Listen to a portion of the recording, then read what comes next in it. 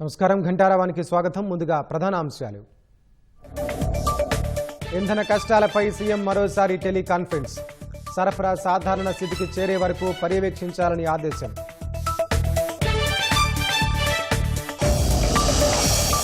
కాసేపట్లో చారిత్రక ఘట్టం ఆవిష్కృతం. విశాఖలో డేటా సెంటర్కు శంకుస్థాపన.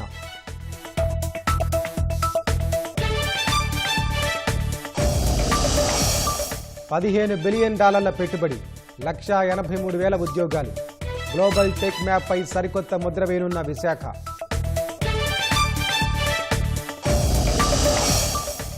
నలుగురి ప్రాణాలు బలిగొన్న అతివేగంగా వచ్చిన కారు. విజయనగరం జిల్లా పేరాపురం వద్ద హైవేపై ఘటన.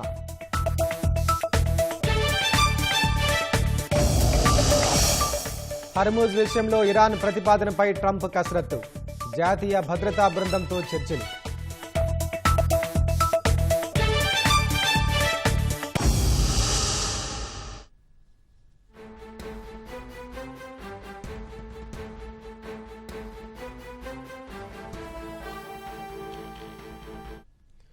తాజా అంశాన్ని చూస్తున్నాం. రాష్ట్రంలో పెట్రోల్ డీజిల్ అవస్థలపై ముఖ్యమంత్రి చంద్రబాబు అధికారులతో మరోసారి టెలికాన్ఫరెన్స్ నిర్వహించారు. సరఫరా సాధారణ స్థితికి చేరుకునే వరకు నిరంతరం పర్యవేక్షించాలని ఆదేశించారు. దీనికి సంబంధించిన మరింత సమాచారం మా ప్రతినిధి కృష్ణ అడిగి తెలుసుకుందాం. కృష్ణ, చెప్పండి, ఈ టెలికాన్ఫరెన్స్లో అధికారులు ఇచ్చిన ఫీడ్బ్యాక్ ఏంటి? సీఎం వారికి తాజాగా ఏమైనా ఆదేశాలు ఇచ్చారు?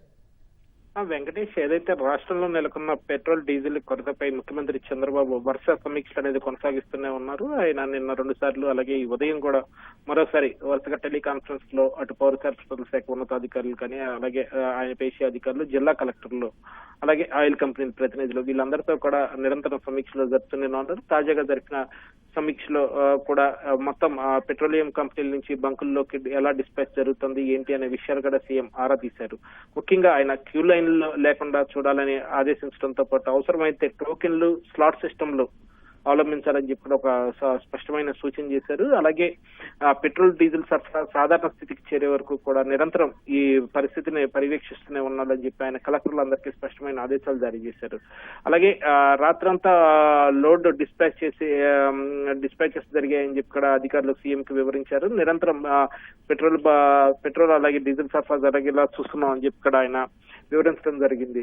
ఈ ఉదయం 6 గంటల సమయానికి మొత్తంగా 1,402 లోడ్లు డిస్పాచ్ చేయడానికి ప్రణాళికలు సిద్ధం చేసినట్లు అధికారులు సీఎం దృష్టికి తీసుకెళ్లారు. అలాగే గత రాత్రి నుంచి ఇవాళ ఉదయం 6 గంటల వరకు కూడా 2,173 కిలోలీటర్ల పెట్రోల్, అలాగే 2,846 కిలోలీటర్ల డీజిల్ అమ్మకాలు జరిగాయని చెప్పి వెల్లడించారు. స్టాక్ లేని బంకుల సంఖ్య ఎంత మేర ఉందని సీఎం కూడా అడిగి తెలుసుకున్నారు. నిన్నటితో పోల్చుకుంటే గణనీయంగా తగ్గాయని చెప్పి కూడా అధికారులు చెప్పడం జరిగింది. ప్రస్తుతం జిల్లాల నుంచి వస్తున్న సమాచారం మేరకు ఉదయం 6 గంటల వరకు కూడా 432 బంకులు మినహా అన్ని బంకుల్లోనూ పెట్రోల్ డీజిల్ లభ్యత ఉందని చెప్పి కూడా అధికారులు వెల్లడించారు. ఏదైతే ముఖ్యమంత్రి మాత్రం నిరంతరం, కలెక్టర్లు మాత్రం నిరంతరంగా ఈ అంశాన్ని పర్యవేక్షిస్తూనే ఉండాలని చెప్పి, ఎట్టి పరిస్థితుల్లోనూ సాధారణ స్థితికి తీసుకొచ్చే వరకు కృషి చేయాలని చెప్పి స్పష్టమైన ఆదేశాలు జారీ చేశారు. అయితే ఇక్కడ కొద్దిగా అధికారులు మాత్రం సీఎం కు వాస్తవ విషయాలు చెప్పట్లేదనే విమర్శలు కూడా కొంత తలెత్తున్నాయి. క్షేత్రస్థాయి పరిస్థితులకి అధికారులు సీఎం దృష్టి తీసుకెళ్లే అంశాలకి తేడా ఉందనే అభిప్రాయం కూడా సర్వత్రా వ్యక్తమవుతుంది. వెంకటేష్, ధన్యవాదాలు కృష్ణ.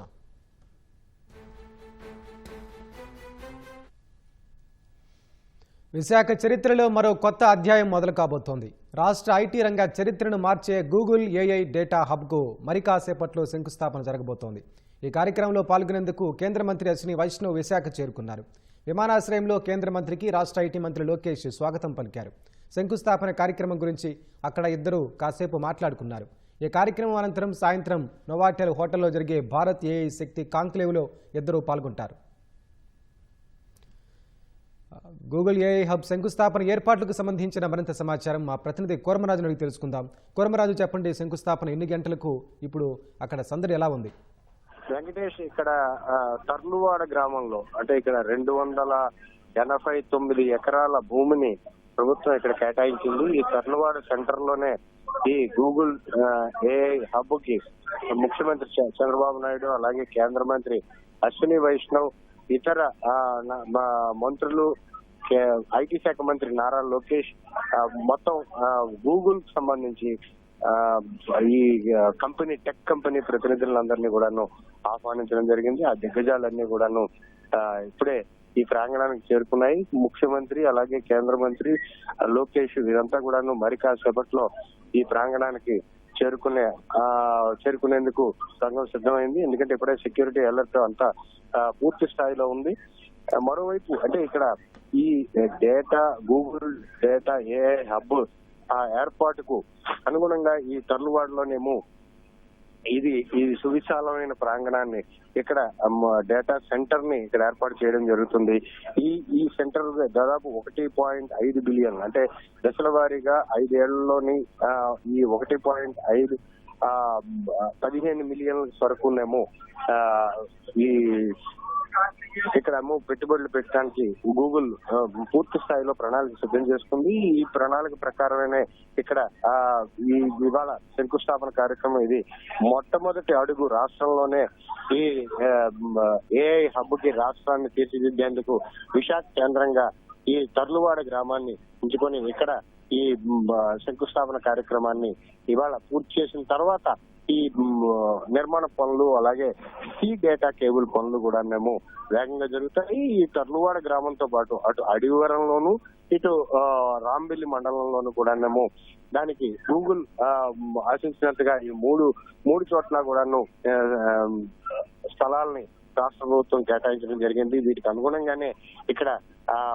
ఆయా నిర్మాణాలు గూగుల్ చేపట్టిన తర్వాత ఇక్కడ మొత్తం ఒక ఎకో సిస్టమ్ ని ఏర్పాటు చేస్తుంది. ఈ ఎకో సిస్టమ్ ని అభివృద్ధి చేయడం ద్వారా ఇక్కడ స్థానికంగా ఉపాధి అవకాశాలు మెరుగుపడడం, అలాగే స్థానికంగానే చాలా మందికి మన టెక్నికల్ గ్రాడ్యుయేట్స్ వీరందరికీ కూడాను ఉద్యోగ అవకాశాలు కల్పించే పరిస్థితులు ఏర్పడతాయనేసి ఏమో భావిస్తున్నారు. రాష్ట్ర ప్రభుత్వం కూడా చాలా అత్యంత ప్రతిష్టాత్మకంగా రాష్ట్ర ప్రభుత్వం ఈ ప్రాజెక్ట్ ని తీసుకోవడం జరిగింది. వెంకటేష్, ధన్యవాదాలు కూర్మరాజు.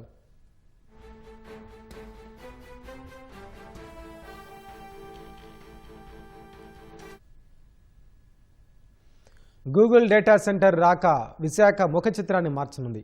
ఏఐ డేటా హబ్గా సబ్సీ కేబుల్ నెట్వర్క్ కేంద్రంగా అవతరించబోతోంది. డేటా సెంటర్ రాకతో విశాఖ ఎకోసిస్టమ్ ఎలా అభివృద్ధి చెందుతుందనే అంశాలపై ఐటీ రంగ నిపుణుడు డాక్టర్ ఓ నరేష్ కుమార్తో ఈటీవీ ముఖాముఖి. గూగుల్ డేటా సెంటర్కు ఇవాళ శంకుస్థాపన కార్యక్రమం మరి కాసేపట్లో ప్రారంభం కానుంది.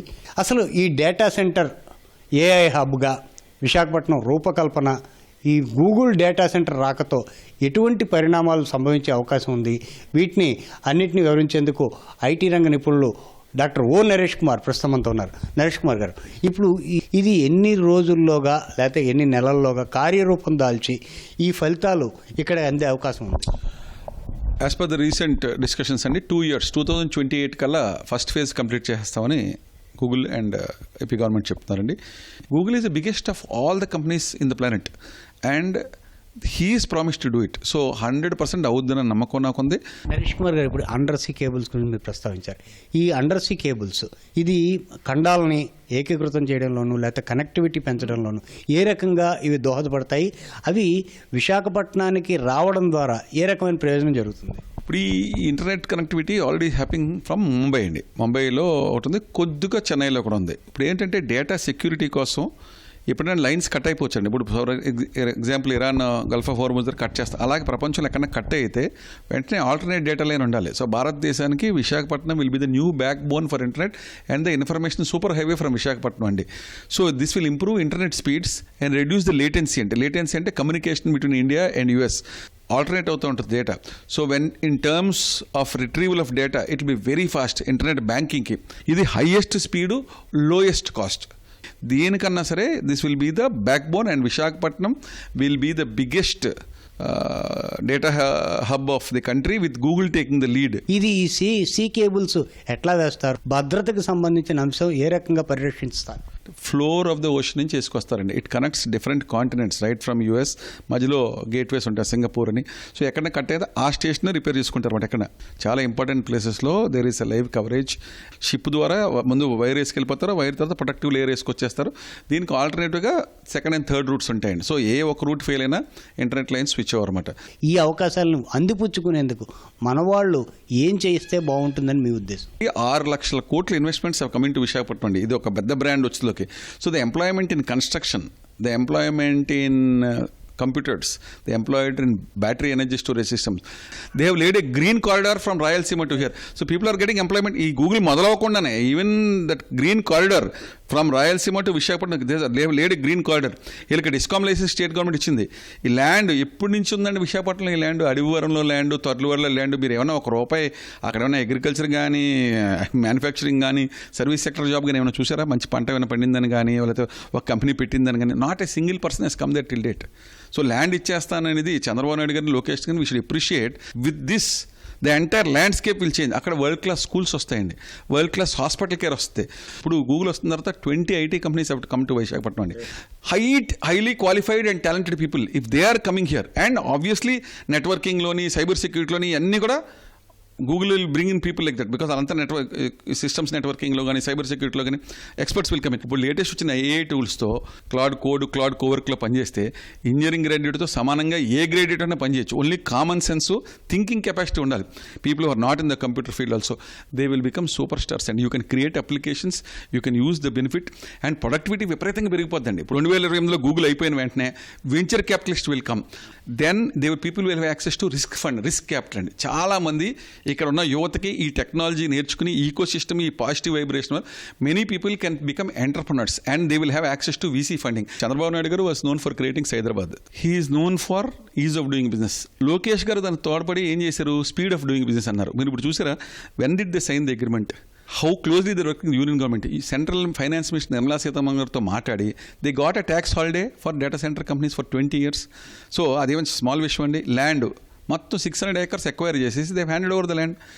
Google data centre will have plenty of water coming in from so మీకు కావాల్సిన వాటర్, ల్యాండ్ అండ్ పవర్ 3 ఇచ్చేసారు. And knowledge capital definitely this. ఈ ప్రాంతం నుంచి వచ్చిన వాళ్ళు ఆయన ఇంతకుముందు ఎప్పుడో సుందర పిచ్చే ఏరియా నుంచి వెళ్ళారు. ఈ ఏరియాలో టాలెంట్ ఉంది. ఇక్కడ అమెరికా అనేది పనిచేసే వాళ్ళు కానీ, బెంగళూరు, హైదరాబాద్లో పనిచేసే 1/3 are from this region only కదా. ఈ చిన్న చిన్న కన్సెషన్స్ అన్నీ కూడా 100 times ద బెనిఫిట్ వస్తుందన్న విజన్ ఆయనకు ఉంది. చాలామంది ఇప్పుడు అపోజిషన్ లీడర్స్ కానీ ఇటువంటి వాళ్ళకి ఆ విజన్ లేదు. అంటే వచ్చేలాగా రెన్యూ పవర్ అని they have started manufacturing solar cells here. ఇప్పుడు చూస్తే మీరు కేంద్ర ప్రభుత్వంతో మాట్లాడి ఓ ప్రోటాన్ రియాక్టర్ బార్క్లో శాంక్షన్ చేయించారు. లాస్ట్ 5 years తీసుకోండి, ఈ 2 years వదిలేస్తే లాస్ట్ 5 yearsలో ఎన్ని ఇన్వెస్ట్మెంట్స్ గ్రౌండ్ అయినాయి? యూ హ్యావ్ నెవర్ సీన్ కదా. ఇప్పుడు నెలకొక investment is coming, everybody is promising jobs కదా. You look at you reel of statistics and ఒక్క పెట్టుబడి వచ్చిందండి. Did government in the last 5 years did you ever see one thing being grounded? Lokesh గారు, చంద్రబాబు నాయుడు గారు, more than our company, they are working to create an ecosystem that is the best in the world, and I don't think any government in India or in the world can match them in the speed or ease of doing business. ధన్యవాదాలండి. ఇది నరేష్ కుమార్ గారి మనోగతం. ఇక్కడ ఆర్థిక వ్యవస్థ మొత్తం ఆంధ్రప్రదేశ్ రూపురేఖలు కూడాను పూర్తి స్థాయిలో మారే అవకాశం ఉందని సేమ్ ఆయన అభిప్రాయపడుతున్నారు. కేవలం నరేష్తో కూర్మరాజు, ఈటీవీ న్యూస్, విశాఖపట్నం. కర్నూలు జిల్లా గోనెగండ్ల మండలం వేముగోడుకు చెందిన రాఘవేంద్ర అనే రైతు తహసీల్దార్ కార్యాలయం ఎదుట ఆత్మహత్యాయత్నం చేశాడు. బ్యాంకులో రుణం తీసుకునేందుకు వెళితే ఆన్లైన్లో తన భూమి ఇనాం భూమిగా చూపిస్తోందని వాపోయారు. ఆ భూమిని తన పేరు మీదకి మార్చాలని తహసీల్దార్, కలెక్టర్ కార్యాలయాల చుట్టూ 6 నెలలుగా తిరుగుతున్నా ఫలితం లేదని ఆవేదన వ్యక్తం చేశారు. ఇక ఓపిక నశించి ఒంటిపై పెట్రోల్ పోసుకుని నిప్పండించుకోబోగా స్థానికులు అడ్డుకున్నారు. 3 నెలలు ఇడిచిపెట్టి 6 నెలలు తిరిగిన. ఒక్కరోజు 5 నిమిషాలు రా అంటే ఎంఆర్ఓ మేడం వచ్చిన, నా భూమి నాకు నా భూమి పోతే చాలే, నాకు వస్తే చాలే అనుకుని నేను మళ్ళీ వచ్చి ఇక్కడ సంతకం చేసి ఆదోన ఆర్డీఓ మేడం ఎదురుగా ఫోటో దింపుకొని నన్ను నీ భూమి తొలగిస్తామని చెప్పి నాకు మాట ఇచ్చినారు. 1 వారంకి అవుతుంది అన్నారు, కాలే. ఆదోన్లో ఆర్డీఓ మేడం దగ్గర పోయి ఇచ్చినాను, అయితే 1 వారంకి అన్నారు, కాలే. మళ్ళా నెక్స్ట్ వచ్చి సంతకం పెట్టాలి ఆదోన్లో అన్నారు. తలారిని ఎక్కించుకోమైనా, తలారి నీతో చెల్లదన్నాడు. అవుతుందిలే 1 వారం ఉంటే అవుతుంది అన్నది. 1 వారం మళ్ళీ తిరిగి వచ్చిన, మళ్ళీ వస్తే కూడా ఏం మేడం అంటే నాది చేతలు ఏం లేదు, కలెక్టర్ చెప్పుకోపోన్నది. కలెక్టర్ మేడం వద్దకు డైరెక్ట్ పోయి వచ్చిన, పోయిస్తే నువ్వు నీ పొలంని తీసుకొచ్చి ఆన్లైన్ చేసుకొచ్చి నాకు జిరాక్స్ అన్నది. తీసుకుపోయి ఆన్లైన్ చేసి ఇచ్చిన. నెల అయింది, నెలకి నీ భూమి తీసేస్తా అన్నది. నెల అయిపోయింది, నెల దాటినాక మళ్ళీ వారానికి పోయినా నా భూమి కానందుకు నేను భూమి పెట్టుకొని నా బిడ్డకు ఆపరేషన్ చేపిలేక, నా బిడ్డకు చదువుకి డబ్బులు పెట్టలేక, నా కొడుకుకి నాకు సావే రేవని ఎంఆర్ఓ ఆఫీసులోనే తగలబెట్టుకోవాలని పోయినా నాశనమైన చింతలేదని ఇక్కడ వచ్చి పెట్రోల్ పోసుకొని అంటించుకున్నా. సూర్యుడు సుర్రుమంటున్నాడు. మిట్ట మధ్యాహ్నం ఎండకు తాళలేక దాహం వేస్తోంది. ఓ గ్లాసు మంచినీళ్ళు ఇవ్వండంటూ దారిని పోయే దానయ్యలు కూడా తెలుపుతుంటారు. అలా జాలిపడిన వృద్ధురాలికి మస్కా వేశారు దొంగలు. కర్నూలు సంతోష్ నగర్కు చెందిన ఇందిరా అనే వృద్ధురాలు ఇంట్లో ఒంటరిగా నివసిస్తోంది. కొందరు వ్యక్తులు ఆమె ఇంటికెళ్లి తాగేందుకు నీళ్లు కావాలని అడిగారు. నీళ్లు తెచ్చేందుకు ఇంట్లోకి వెళ్లిన వృద్ధురాలిని దుండగులు అనుసరించారు. ఒక్కసారిగా ఆమెపై దాడి చేశారు. గొంతు పట్టుకుని చంపేస్తామని బెదిరించారు. వృద్ధురాలి వద్దనున్న బంగారం లాక్కొని అక్కడి నుంచి పారిపోయారు. లబోదిబోమంటూ వృద్ధురాలు పోలీసులకు ఫిర్యాదు చేసింది. గంటకు 150 కిలోమీటర్ల మృత్యు వేగంతో దూసుకొచ్చిన కారు 4 ప్రాణాలను బలి తీసుకుంది. విజయనగరం జిల్లా పూసపాటిరేగ మండలం పేరాపురం వద్ద జాతీయ రహదారిపై ఈ విషాదం చోటు చేసుకుంది.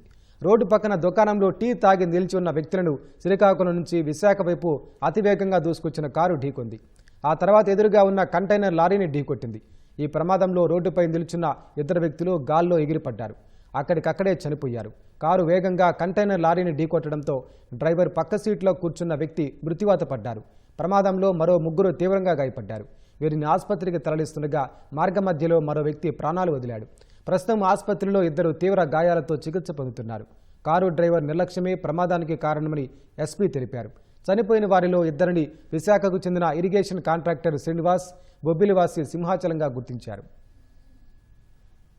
30 ఆ టైంలో పేరాపురం అనే ఈ విలేజ్ దగ్గర లారీ ఆగుంది. టీ తాగేదానికి డ్రైవరు ఒక వేగంగా వస్తున్నటువంటి వెహికల్ కారు ఏదుందో AP39MU 3322 సియాజర్ కారు చాలా వేగంగా దాదాపు 140-150 కిలోమీటర్ స్పీడ్తో వస్తుంది.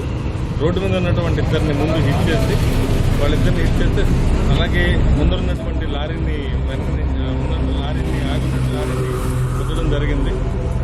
లెఫ్ట్ సైడ్ డ్రైవర్ పక్కనటువంటి సీట్లో అతను నిలబడుకున్నటువంటి 2 చనిపోయారు. అలాగే డ్రైవరు కారులో ఉన్నటువంటి ఒక వ్యక్తి గాయాలై హాస్పిటల్కి తీసుకెళ్తారు. ఈ ఎందుకు జరిగింది ఏంటంటే వీడియోలు కూడా చూసాం. చాలా డ్రైవర్ యొక్క నిర్లక్ష్యం ఉంది దీంట్లో ఆ వీడియోల ద్వారా చూస్తుంటే. సో కేసు ఇన్వెస్టిగేషన్లో అన్ని తెలుస్తుంది. Thank you sir. ఏ విశాఖలో నుంచి టువర్డ్స్ వైజాగ్ వెళ్తున్నారు. ఇది మనకు ప్రాథమికంగా మనకు తెలిసిన సమాచారం. దీంట్లో ఒకతను బొబ్బిలికి సంబంధించినటువంటి వ్యక్తి కారు అడ్రస్ని బట్టి చూస్తే ఆ బొబ్బిలికి సంబంధించినటువంటి పిరిడి గ్రామానికి సంబంధించిన వ్యక్తిగా తెలుస్తోంది. వాళ్ళిద్దరూ కవలలు. సరస్వతి అనుగ్రహంతో చదువుల తల్లులుగా పేరు తెచ్చుకున్నారు. ఇంటర్ వరకు మంచి మార్కులతో సత్తా చాటారు. ఇప్పుడు వారికి లక్ష్మీ కటాక్షం అవసరమైంది. తండ్రి అనారోగ్యం, కన్నతల్లి రెక్కలు మొక్కలు చేసుకున్న చాలని సంపాదన, ఆర్థిక కష్టాల్లో కొట్టుమిట్టాడుతున్న కుటుంబం పిల్లల పై చదువుల కోసం దాతల సాయం అందిస్తోంది. పల్నాడు జిల్లా పిడుగురాళ్లకు చెందిన కోటేశ్వరరావు, అరుణ దంపతులకు ఒక బాబు, 2 పాపలు. అమ్మాయిలిద్దరూ కవలలు. ఒకరు కమలి, ఇంకొకరు కోమలి. 2 పేదింట పుట్టిన సరస్వతీ పుత్రులు. 10వ తరగతి దాకా ప్రభుత్వ బడుల్లో చదివినా ప్రతిభకు మాత్రం కొదువలేదు. ఇంటర్ కూడా మంచి మార్కులతో మెరిశారు. అక్క కమలి 957, చెల్లి కోమలి 958 మార్కులు సాధించారు.